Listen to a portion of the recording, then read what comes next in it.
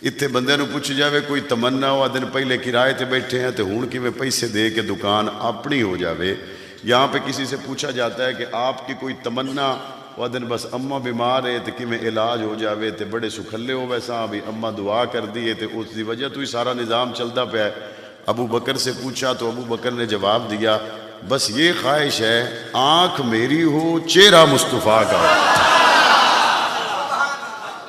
ये ख्वाहिश ही कोई नहीं कि रेशम की दुकानें हो, ये ख्वाहिश ही कोई नहीं कि 2 मंजिला प्लाजा हो, ये ख्वाहिश ही कोई नहीं कि मेरी बहुत बड़ी जागीर हो। बस बात इतनी है कि आँख मेरी हो और मुस्तफ़ा का चेहरा हो और बेटी मेरी हो और नबी का हरम हो और हुजूर अलैहिस्सलाम का चेहरा देखने का अल्लाह ताला ने सैयदना अबू बकर सिद्दीक को मौका दिया। बेटी हुजूर के हरम में आ गई